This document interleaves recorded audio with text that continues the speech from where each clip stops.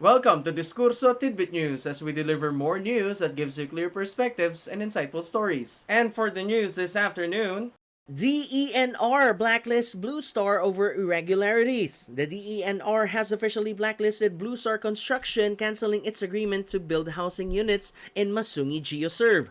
The cancellation was due to the absence of a presidential proclamation allowing the land for housing, lack of proof that the project underwent bidding, and the failure to deliver the 5,000-unit housing project within 5 years. Despite failing to develop the initial site, Blue Star was granted an additional 300 hectares in 2002, but this too remained undeveloped.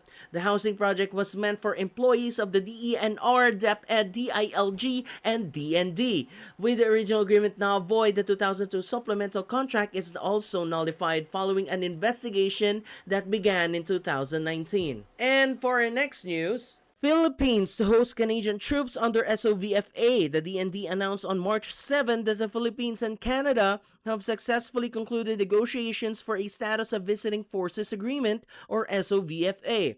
Formal talks began in January, including virtual meetings and interagency consultations to ensure the agreement aligns with both nations' interests. Once signed, SOVFA will allow closer military collaboration, including joint exercises and capacity-building activities. Philippine officials from the DND, DFA, DOJ, and the Presidential Commission on Visiting Forces led the negotiations, while Canada was represented by its Department of National Defense and Global Affairs.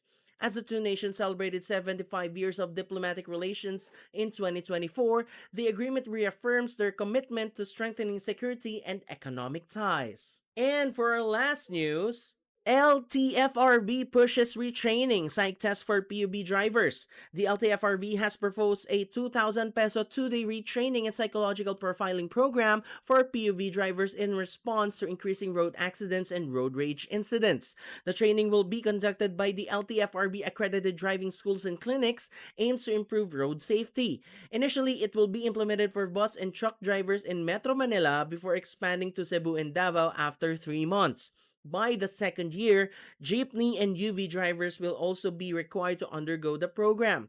Public opinion is divided, with some drivers and operators concerned about additional costs, while others see it as a necessary step towards safer roads. The LTFRB defends the program, stating that the financial burden is small compared to the potential loss of lives. And that is all for the news. Keep an eye on Discurso Tidbit News, as we deliver more news that gives you clear perspectives and insightful stories.